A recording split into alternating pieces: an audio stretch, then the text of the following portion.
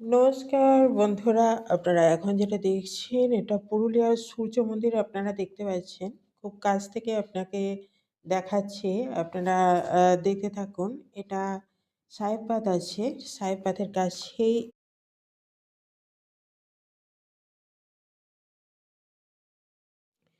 মন্দিরটি অত্যন্ত সুন্দর এবং কারুকার্যময় মন্দির একটা সূর্য মন্দির। এটি ৭ টি ঘোড়া দেখা যাচ্ছে। আর এখানে গণেশজির মূর্তি দেখতে পাচ্ছেন। তো এই মন্দিরটা আসুন আমার সাথে ঘুরে, ঘুরে দেখুন।